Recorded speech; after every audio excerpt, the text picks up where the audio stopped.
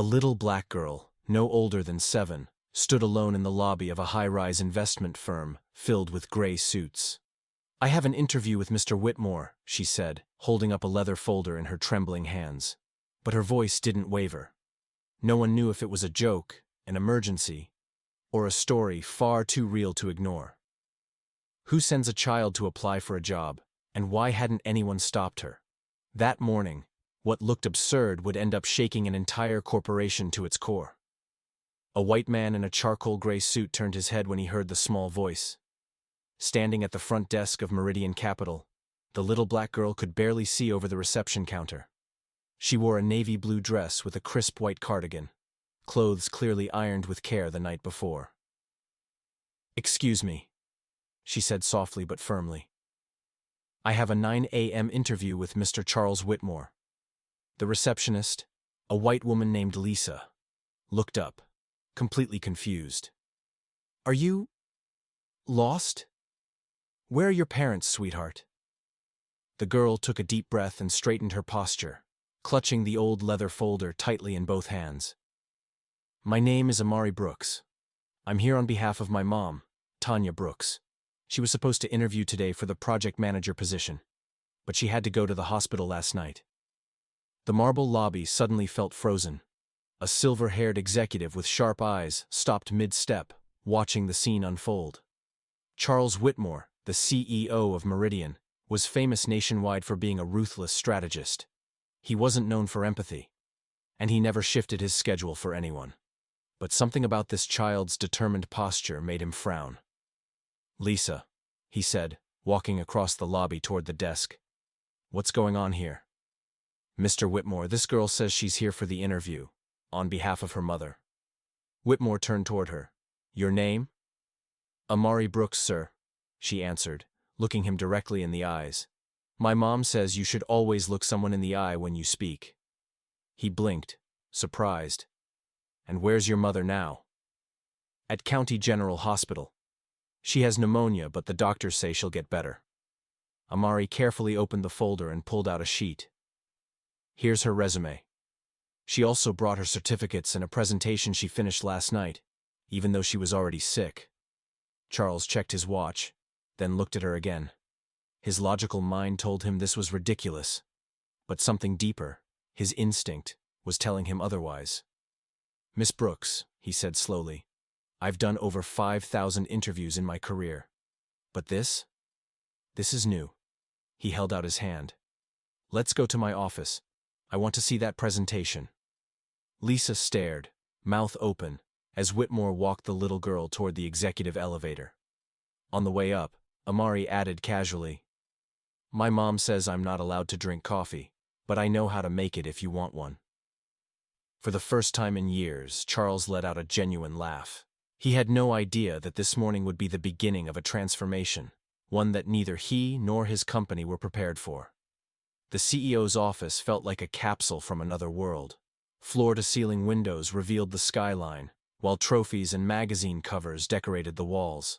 But Amari only had eyes for the folder in her hands, like she was carrying her mother's entire future inside it. Charles sat behind his desk, fingers interlaced. "Tell me about your mother's qualifications." "My mom's been a project manager for 8 years, Amari replied confidently.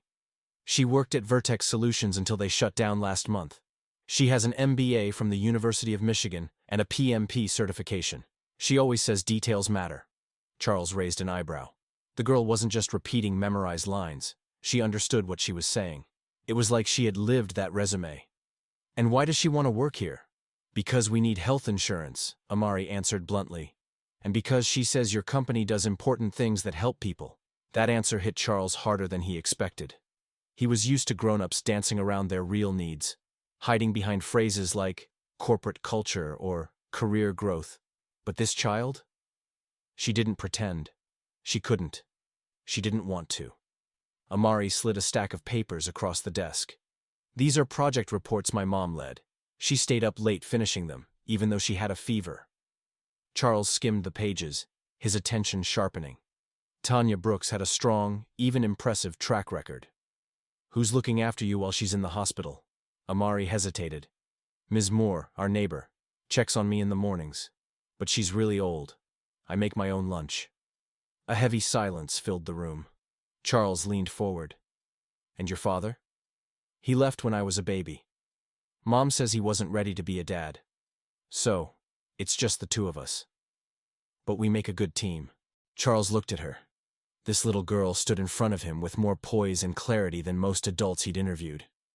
And what unsettled him the most was how familiar this feeling in his chest was. Something old. Something long buried.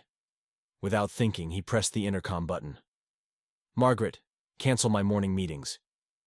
Even the board presentation at 11 o'clock? His assistant asked, surprised. Yes, and call County Hospital. I want to speak to whoever's treating Tanya Brooks. Amari blinked. Are you going to visit my mom? We're going together, Charles said, rising from his chair. I need to meet the woman who raised someone like you. Inside the elevator, Amari looked up at him. Mr. Whitmore, why are you helping us? My mom says busy people don't have time for others. He didn't answer right away. Finally, he said softly, maybe you just did something no one in this office has ever done. You got my attention. Amari smiled. She was missing a front tooth, but that small, confident grin completely disarmed the finance world's so-called Iron Man. And as they walked toward the hospital, neither of them knew they were about to open an old wound. And maybe, just maybe, start healing it. The hallway at County General smelled like disinfectant and urgency. Amari walked ahead, leading Charles like she'd done it a dozen times before. That detail bothered him. A child so young, already familiar with hospital corridors. The nurse on duty guided them toward room 208. But visiting hours don't start until noon, she warned. Charles quietly slid his business card across the counter. This is an urgent matter. Inside the room, a pale-faced woman with alert eyes struggled to sit up when she saw them. An IV was hooked to her arm, but her voice was steady. Amari, what are you doing here? I left you with Mrs. Moore. Mom, this is Mr. Whitmore. I went to your interview. He brought me. Tanya Brooks stared at Charles, then back at her daughter, horrified. You went to my interview? Amari, we talked about this. You were supposed to call and reschedule, not go yourself. But you worked on the presentation, and we need the job, Amari said in a soft voice. Charles stepped in gently. Ms. Brooks, please don't worry. Your daughter presented your case with more confidence and clarity than most adults I've interviewed. Honestly, she left me speechless. Tanya straightened up, her dignity pushing past her illness. I apologize. That was not appropriate. It wasn't conventional, Charles corrected her. But here we are. He sat beside the bed. Amari told me you worked at Vertex and were laid off after a merger. 5 years at Vertex, 3 before that at Hamilton and Company. But I've spent the last 8 weeks in interviews where I get dropped the moment they find out I'm a single mom. They never say it outright, but I see it. They look at my empty ring finger. They ask what I do if my daughter gets sick. Then I never hear back. Charles nodded slowly. He'd heard that kind of bias before, usually hidden behind polite excuses. But from Tanya, it hit differently. It felt personal. Has anyone ever told you that to your face? He asked. Number? That's the worst part. You can't prove it. You just feel it. Like being a black mother automatically makes me a liability. That sentence struck him harder than he expected. Meanwhile, Amari had climbed up on the hospital bed, gently checking her mother's IV line like she'd done it before. That image hit Charles like a punch to the chest. This little girl had become a caretaker far too early. Tanya lowered her voice. And the medical bills aren't helping. The pneumonia came at the worst time. I'm stretched thin. But I don't want my daughter to see me like this. She deserves a different story. Charles exhaled deeply. When are they releasing you? If her oxygen improves tomorrow, but I'll need at least a week to recover. He nodded, pulling a card from his coat pocket. Tell billing to send the invoice to this number, and get ready for your official interview on Monday. Mr. Whitmore, I can't accept that. It's not charity, it's an investment, in you, and what you stand for. As they said goodbye, Amari looked at him seriously. Thank you for helping my mom. Charles didn't reply right away. Because deep down, he knew this wasn't just about helping. It was about a debt he'd been carrying for 17 years. And for the first time, maybe he was starting to repay it. Over the next 5 days, Amari Brooks became an unexpected and, for some, uncomfortable presence in the halls of Meridian Capital. With her mother's permission and under direct supervision, Charles arranged for Amari to spend her afternoons in an empty office near his. She brought her schoolwork, a lunchbox with cut fruit, and an insatiable curiosity about the world around her. On Wednesday afternoon, Charles stopped by to check on her. Amari was focused, working through long division problems with a bitten pencil. How's the homework going? Good. But I think your company could save more if it reorganized the supply chain. I read about it in the magazine Lisa gave me. Charles laughed. You know about operating margins? My mom explains it when she reviews her work. She says talking out loud helps her think. Her answer seemed so logical, so mature. He couldn't ignore the connection between this girl and his own lost daughter. Amari smiled. I also read comics. I like Batman because he helps people without superpowers. Charles stayed silent. She spoke with a rare mix of innocence and wisdom that broke down any barrier. By Thursday, the looks in the hallways were no longer just curious, but whispering.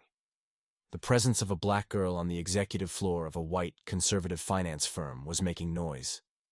Janet, his longtime assistant, closed the door behind her after dropping off some reports. She reminds you of someone, she said bluntly. Charles looked up but didn't answer.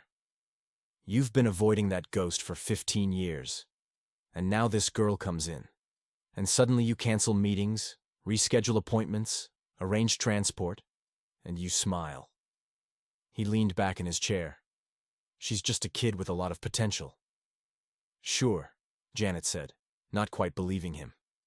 That afternoon, Charles found Amari in the break room, surrounded by the marketing team. Everyone was laughing as she gave her opinion on the colors for a new campaign. My teammates would like it more if they used brighter colors. Pastels are boring. The marketing director took notes while nodding. Miss Brooks, Charles interrupted with a slight smile. It's time for our daily review. It was an established ritual, reviewing Tanya's health and what Amari had learned that day. In his office, while sharing milk chocolate and cookies, Amari suddenly said, My mom's coming home tomorrow. The nurse says her lungs sound better. That's excellent news. She took a sip and looked at him. And when my mom starts working here, will she still want to see me? The question caught him off guard. Why do you think she wouldn't? Because sometimes people leave, like my dad. One day he stopped coming, and stopped loving me. Charles felt something inside break. In his career, he'd faced betrayals, million-dollar losses, brutal pressure, but nothing as direct or disarming as a child's words. Amari, he said, carefully choosing each word. Sometimes people leave because they don't know how to stay. It's not your fault. He hesitated, then opened a drawer he'd kept closed for almost 2 decades. He pulled out a small photo frame. She was my daughter. Her name was Lily. Amari looked at the photo. She had the same blue eyes as Charles. She smiled. Where is she now? She went with her mom in an accident many years ago. Amari was silent for a moment, then whispered, Is that why you look sad when you look at me? Charles swallowed hard, but his answer was steady. Because when I look at you, I realize there are still things worth fighting for, and that I still have something to give. On Friday morning, Tanya Brooks returned to Meridian for the first time since the hospital. She wore a carefully ironed navy suit, elegant, though clearly from a previous season. Her face, still pale, showed more strength than health. Charles welcomed her into his office. Tanya stood tall, though discomfort was evident. Mr. Whitmore, she said formally, I came to thank you for what you did for my daughter, and for covering the medical bills. I will arrange a payment plan as soon as possible. That's not necessary, Charles replied, pointing to the chair in front of him. Consider it an investment. Investments require returns. I haven't proven my value yet. He smiled slightly. Your daughter already has. The marketing team is using her color suggestions. And since she started coming every afternoon, the break room has milk chocolate as part of the standard order. Tanya allowed herself a small laugh. Amari has always had that effect on people. I want to talk about something else today, Charles said. Your official interview is Monday, but I want to understand something. Why do you keep insisting on working at companies like this, when you already know many reject you for being a single mother? Tanya looked at him, and for a moment, something stronger than tiredness lit her eyes. Indignation. Because I won't let my daughter think that being a mother, or being black, or being a woman, makes me any less professional. Because I am excellent at what I do, and because I need health insurance, not a ping-pong table. Charles nodded. Direct answer. I respect that. Also, she added, leaning slightly over the desk, employers fear single parents because they think we're a problem. What they don't see is that we are the most efficient people they'll find. We don't waste time. We don't gossip. We don't lunch for hours. Every minute counts. Because we have no choice. Charles watched her, feeling each word was a mirror to his own past. Then he slid a folder toward her. The position is yours, but with one condition. You'll be part of a new pilot program. Flexible work, childcare support, and accommodations for working parents. Tanya frowned. Are you creating this for me? No, Charles said, lowering his voice. I'm doing it for someone I failed long ago, and because it's the right thing to do. What he didn't say was the name Caroline, his late wife, nor how the company he helped build quietly shut its doors to women like her. And now, finally, he could open them for someone else. That same day, tensions rose several floors up. Victoria Clark, the HR director, burst into Charles's office holding a folder of documents. I reviewed Tanya Brooks's file, she said coldly. Her qualifications are acceptable, but her personal situation poses a significant risk.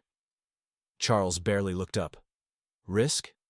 Single mother, no support network, recent medical history. She has a record of absences at previous jobs.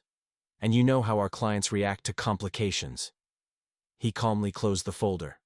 A competent black woman, raising a child alone, leading successful projects is not a complication. It's an asset you fail to recognize. Victoria crossed her arms.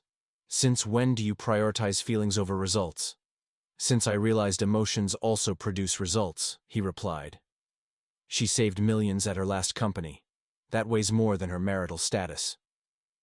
Later, his old friend and CFO, Richard Malloy, entered without knocking. Alex, we need to talk. Tanya? Not just Tanya. The initiative, the girl, you. You're acting differently. The board has noticed. There are rumors. Charles clenched his teeth. Rumors about what? That you're losing objectivity. That you're involved. That you're changing the company from a personal wound. Charles turned to the window. Did you know Amari packs her lunchbox herself since she was 5? Knows her mother's medicines? Handles hospital billing better than some adults? He slowly turned. Lily would have been 19 this year.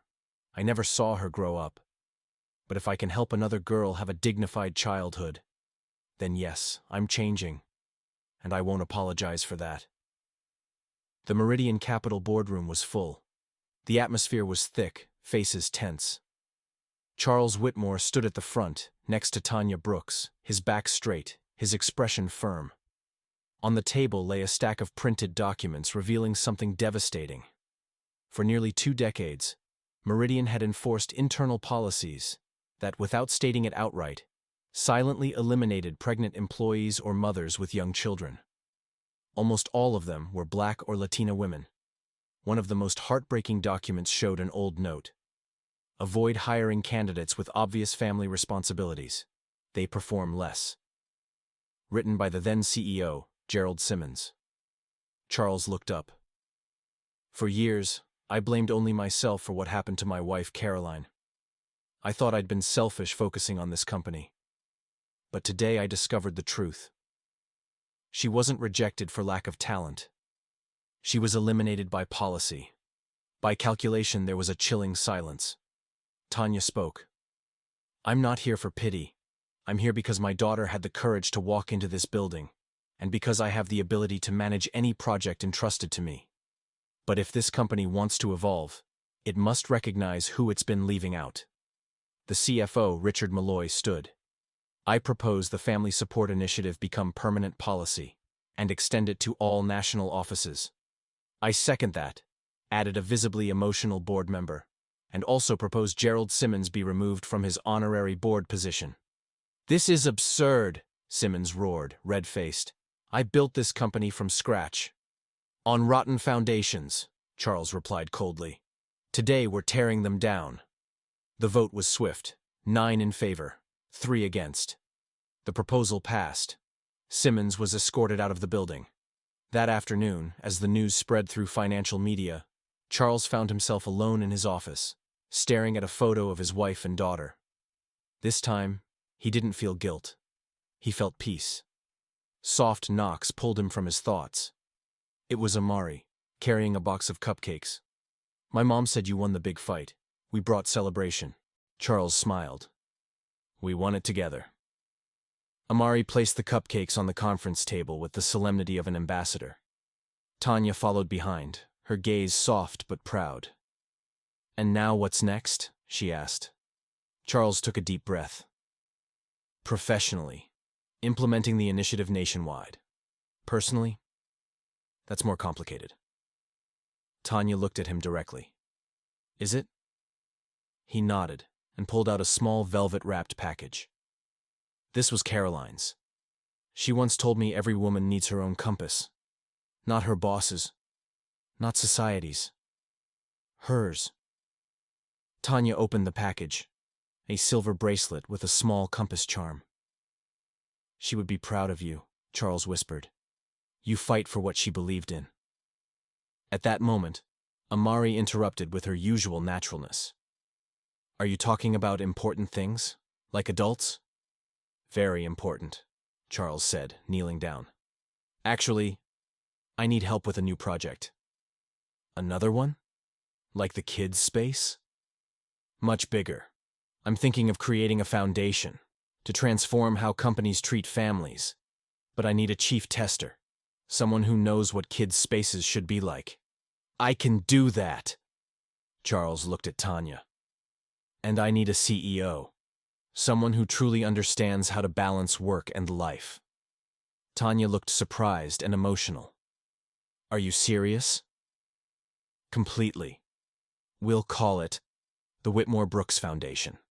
Because if we're going to change the future, it should carry the right name. Amari smiled.